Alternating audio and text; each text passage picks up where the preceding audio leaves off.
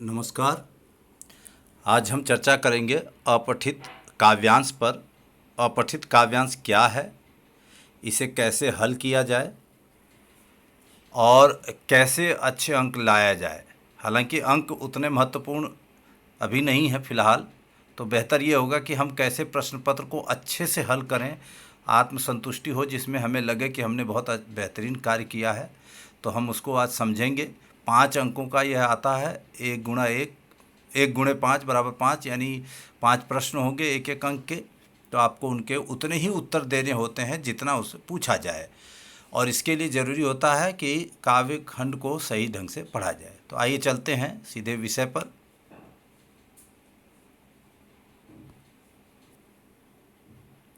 अपठित काव्यांश वह काव्यांश जिसका अध्ययन हिंदी की पाठ्यपुस्तक में नहीं किया गया है, अपठित काव्यांश कहलाता है।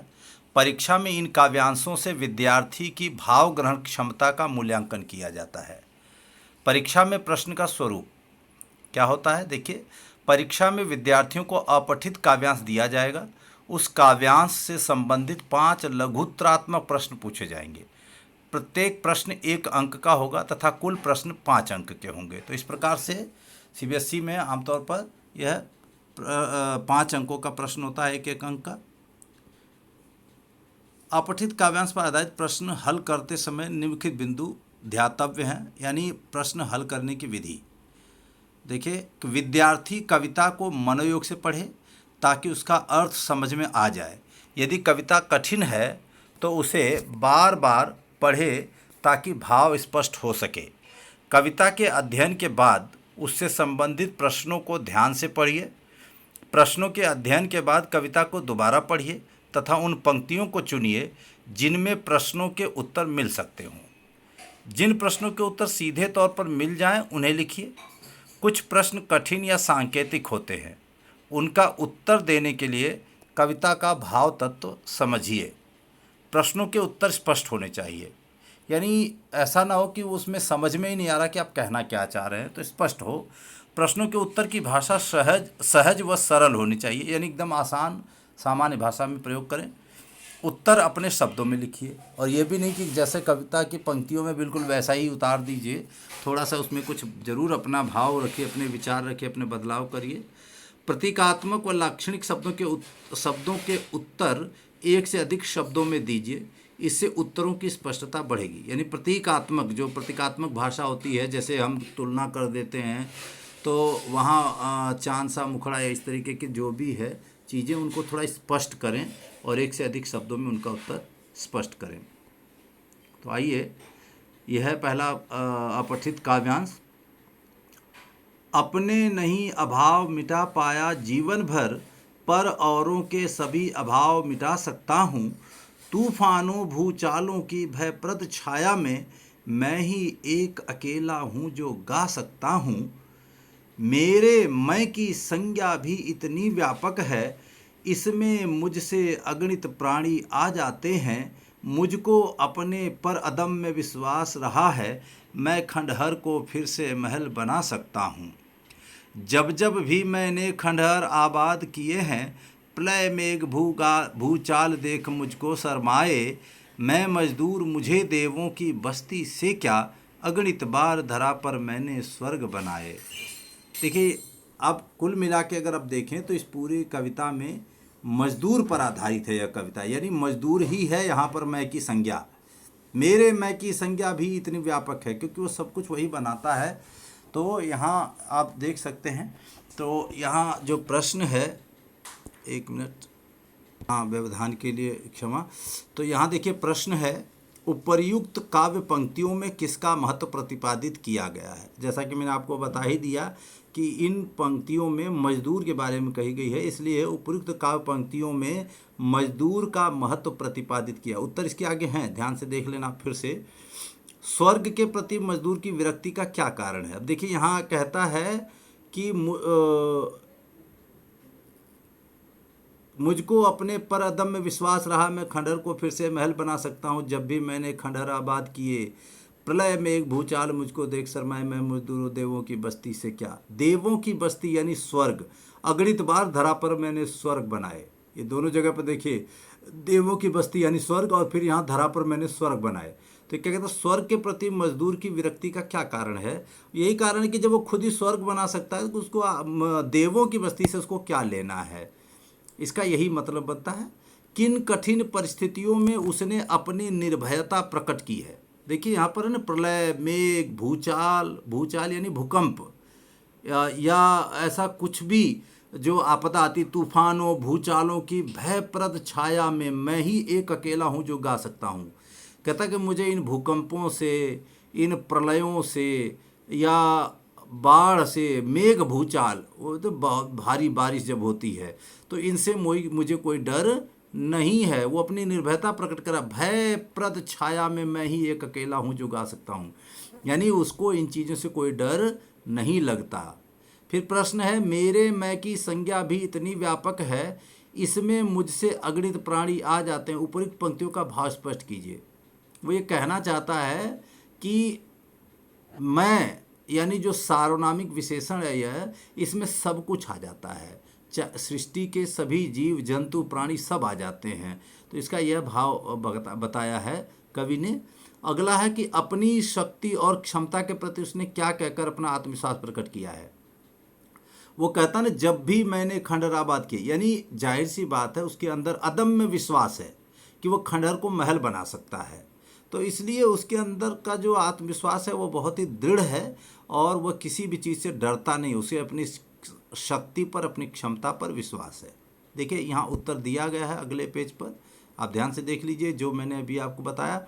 उपर्युक्त काव्य पंक्तियों में मजदूर की शक्ति का महत्व प्रतिपादित किया गया है, जैसा मैंने आपको बताया। फिर मजदूर निर्माता है, वह अपनी शक्ति से धरती पर स्वर्ग के समान सुंदर बस्तियां बना सकता है, इस कारण उसे स्वर्ग से विरक्ति है। विरक्ति यानी लगाव न होना, ठीक है। फिर है, मजदूर ने तूफानों व भूकंपों जैसी मुश्किल परिस्थितियों में भी घबराहट प्रकट नहीं की। वह हर मुसीबत का सामना कर सकता है, करने का तैयार रहता है। इसका अर्थ यह है कि मैं सर्वनाम शब्द श्रमिक वर्ग का प्रतिनिधित्व कर रहा हूं, और कवि चाहता है कि मजदूर वर्ग के संसार के सभी क्रियाशील प्राणी आ जाते हैं। मजदूर ने कहा कि वह खंडहर को भी आबाद कर सकता है, उसकी शक्ति के सामने भूचाल, प्रलय व बादल भी झुक जाते हैं। तो आशा आपको ये समझ में आया होगा। इसका दूसरा उदाहरण देखते हैं हम। दूसरा उदाहरण है, तुम भारत हम भारतीय हैं, तुम माता हम बेटे, किसकी हिम्मत है कि तुम दुष्टता दृष्टि से देखे। तुम भारत हम भारतीय हैं, तुम भारत माता के बेटे, किसकी हिम्मत है कि तुम्हें दुष्टता दृष्टि से देखे। ओ माता, तुम 1 अरब से अधिक भुजाओं वाली, सबकी रक्षा में तुम सक्षम हो, अदम्य बलशाली। भाषा वेश प्रदेश विभिन्न हैं, फिर भी भाई भाई, भारत की साझी संस्कृति में पलते भारतवासी। सुदनी में हम एक साथ हंसते गाते सोते हैं, दुर्दिन में भी साथ साथ जागते पौरुष धोते हैं। तुम हो शस्य श्यामला, खेतों में तुम लहराती हो, प्रकृति प्राणमयी शाम गानमयी, तुम न किसे भाती हो। तुमने अगर होती तो धरती वसुधा क्यों कहलाती, गंगा कहाँ बहा करती, गीता क्यों गाई जाती। तब देखिए सभी पंक्ति आपने पढ़ ली है और इसके भाव समझ लिए होंगे, आसार है, बहुत आसान। कुछ चीज़ें देखिए, तुम भारत हम भारतीय हैं, तुम माता हम बेटे, यानी अगर तुम भारत हो तो हम भारतीय हैं, तुम माता हो हम बेटे। धरती माता के लिए, अपने देश के लिए बात कही गई है। किसकी हिम्मत है कि तुम्हें दुष्टता दृष्टि से देखे। वो माता, तुम 1 अरब से अधिक भुजाओं वाली, यानी जब कविता लिखी गई होगी तो उस समय 1 अरब से ज़्यादा जनसंख्या हो चुकी होगी, और अभी भी हमारी 130 करोड़ जनता हमारी है। तो उस हिसाब से कवि ने बात कही है, 130 करोड़ से भी बल्कि ज़्यादा है। तो यहाँ कहता भाषा भी अलग है, वेश भी अलग है, भिन्न प्रदेश हैं, फिर भी हम सब भाई भाई हैं। और सुदनी यानी सुंदर दिनों में, अच्छे दिनों में हम एक साथ हंसते गाते हैं, तो दुर्दिन बुरे दिन में भी हम साथ साथ जागते हैं। तुम हो शस्य श्यामला, हरी भरी धरती, खेतों में तुम लहराती हो, प्रकृति प्राणमयी शाम गानमयी, तुम न किसे भाती हो। तुम किसको अच्छी नहीं लगोगी, तुम सदैव शाम का गान करती हो, प्राणमयी हो, सबको प्राण देती हो प्रकृति को, तुम अगर होती धरती वसुधा क्यों कहलाती, अगर तुम नहीं होती तो धरती को वसुधा क्यों कहा जाता। और फिर गंगा कहाँ बहती, गीता क्यों गाई जाती। तो ये सारी बातें हैं। तो आइए इसका उत्तर देखते हैं। प्रश्न है, साझी संस्कृति का क्या भाव है। यही जो भाषा, वेश, प्रदेश भिन्न और फिर भाई भाई कहता है, साझा संस्कृति का ही भाव है। भारत को अदम्य बलशाली क्यों कहा गया है। और जाहिर सी बात है, हम सब मिल करके साथ में रहते हैं, भाई भाई कहलाते हैं, सुदिन में यानी अच्छे दिन में बुरे दिन में साथ साथ रहते हैं। तो इसलिए भारत को अदम्य बलशाली कहा गया, क्योंकि 1 अरब भुजाएं हैं। इसमें कहा गया ना 1 अरब भुजाओं वाली। तो जिसकी इतनी सारी भुजाएं हैं वो बलशाली क्यों नहीं होगा। सुख दुख के दिनों में भारतीयों पर परस्पर सहयोग कैसा होता है, जैसा कि यहाँ बताया गया, सुदिनी में हम एक साथ और दुर्दिन में भी साथ साथ हैं। सामगानमयी का क्या अर्थ है भाई। सामगानमयी जो होता है, देखिए सामगानमयी जो यहाँ पर है कि सुमधुर गीत है, संगीत है, जो सुंदर संगीत गीत गाया जाता है, इसलिए यहाँ पर सामगानमयी का जिक्र किया गया है। ओ माता तुम 1 अरब से अधिक भुजाओं वाली में कौन सा अलंकार है, तो यहाँ पर रूपक अलंकार है, क्योंकि यहाँ किसी चीज़ से तुलना नहीं की गई है, सीधे सीधे कह दिया गया है। जब उपमेय और उपमान में भेद नज़र नहीं आता तो वहाँ पर रूपक अलंकार होता है, और जब भेद नज़र आता है, सा से सी, सम सरिस सदृश समान के जैसा लगा होता है, तो वहाँ पर उपमा अलंकार होता है। तो उपमा और रूपक दोनों भाई बहन हैं यहाँ, लेकिन रूपक अलंकार है क्योंकि जिसमें तुलना की जा रही है और जिसकी तुलना की जा रही, दोनों में कोई खास अंतर समझ में नहीं आता, तो यहाँ पर रूपक अलंकार है। तो यहाँ देख लीजिए, इसके उत्तर भी हैं। भाषा, वेश, प्रदेश भिन्न होते हुए भी सभी के सुख दुख एक हैं। फिर दूसरा उत्तर है, भारतीय की 1 अरब, वो सॉरी यहाँ पर अरब लिख लेना आप लोग, अरब लिखा है, से अधिक जनता अपनी मजबूत भुजाओं से सबकी सुरक्षा करने में समर्थ है, इसलिए वहाँ पर वो अरब भुजाओं वाली बात किया गया, मतलब बलशाली कहा गया है। भारतीयों का व्यवहार आपसी सहयोग और अपनेपन से भरा है, सब संग संग हंसते गाते और संग संग कठिनाइयों से जूझते हैं, यानी सुदिन अच्छे दिन और दुर्दिन यानी बुरे दिन में एक साथ रहते हैं। सुमधुर संगीत, सामगान यानी सुमधुर संगीत से युक्त है इसलिए, और रूपक अलंकार। तो इस तरीके से इसका उत्तर आपने देख लिया। तो आपको आशा है समझ में आ गया होगा, और अच्छे से इसको दोबारा देखें, तिबारा देखें, फिर से समझें, और अगर आपको लगता है कि आपको समझ में नहीं आया है तो कमेंट बॉक्स में ज़रूर कमेंट करें और पूछ सकते हैं, और दिए गए लिंक से आप वर्ड फाइल भी देख सकते हैं। तो इन्हीं शब्दों के साथ बहुत बहुत धन्यवाद।